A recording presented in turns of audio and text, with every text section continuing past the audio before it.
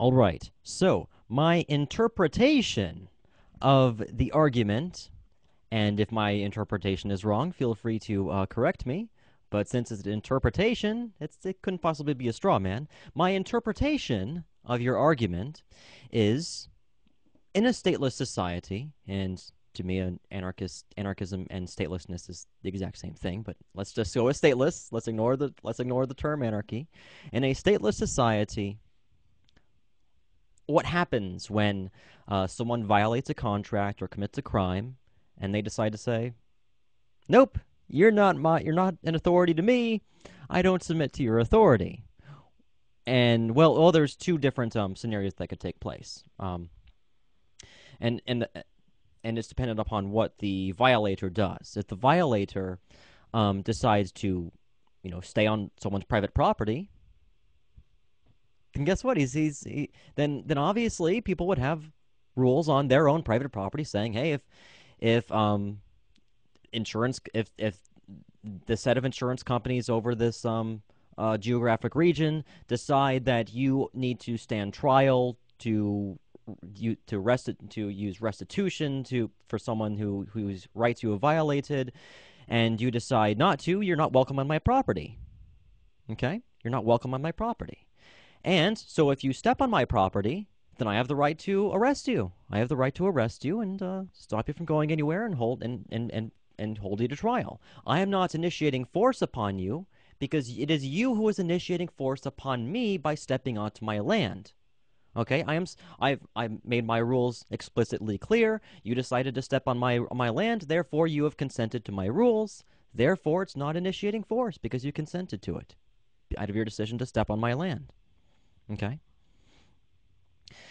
The second scenario is they get away. They run away. They run away to another city or whatever that welcomes thieves and welcomes murderers and welcomes them with open arms and says, hey, let's put together a society of thieves and murderers and we can all have one happy family and sing kumbaya.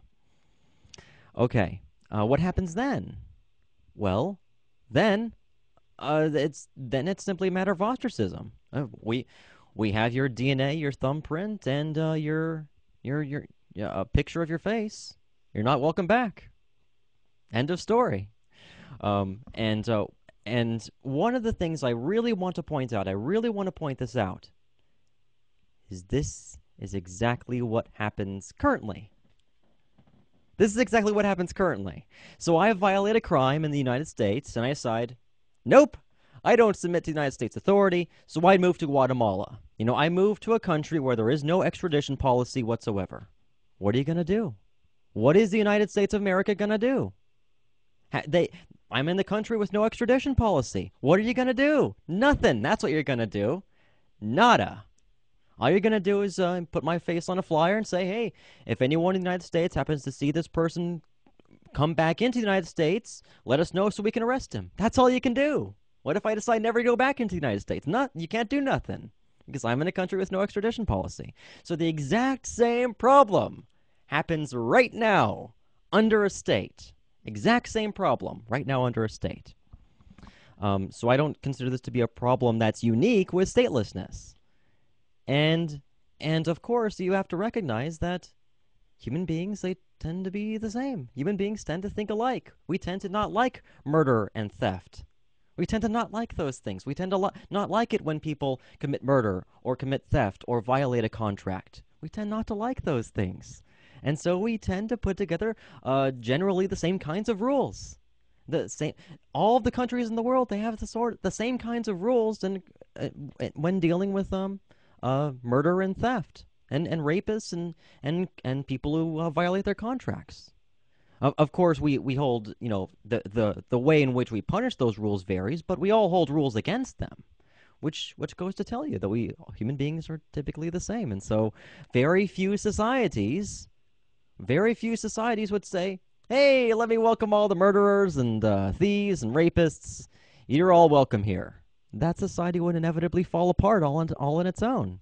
Because if you are a murderer, or rapist, or thief, then there's no honor amongst thieves. There's no honor amongst murderers. There's no honor amongst rapists.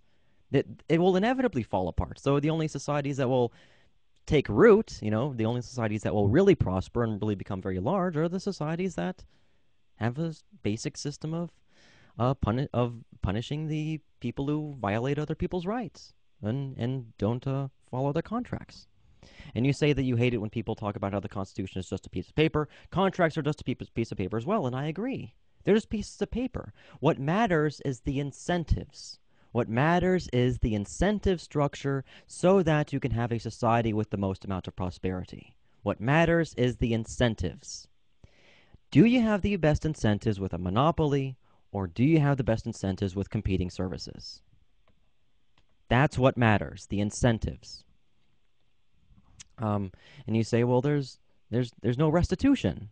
Well, in an anarcho-capitalist society, specifically at least, everything is dependent upon insurance, and insurance companies run the deal. It's so I have an insurance policy against my life, against me being raped, against me being stolen from, and so on. So if someone does indeed steal from me, for example, then if they get caught, the insurance company has the right to force them to offer restitution. If they don't get caught, then it's the insurance company's loss, but they still have to pay me back what I got stolen from me.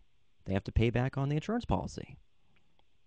And same thing with contracts. When I go into a contract with someone, if I don't find them to be particularly trustworthy, I take out an insurance policy on the contract. I say, okay, we have to agree on the third-party arbitrator if there is any kind of dispute among us, and we both have to put some money into the pot as insurance, so that even if one of us decides to flee society and just run away, the person who has been violated will still be compensated anyway. Okay, so there you go. That's a matter of insurance, which doesn't really happen now thanks to statism.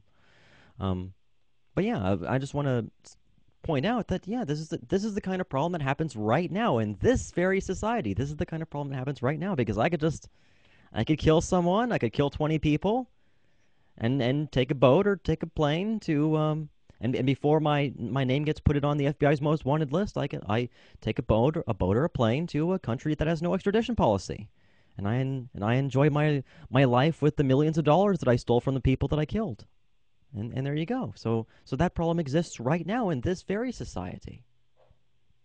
Okay, those are my thoughts. I hope I'm not trying to be condescending. This is just how I am when I talk. I enjoy the process of seeking truth, and so that puts a smile on my face. It's not me trying to win debate points. I just enjoy these kinds of conversations. I'm not trying to be condescending. Okay, bye-bye.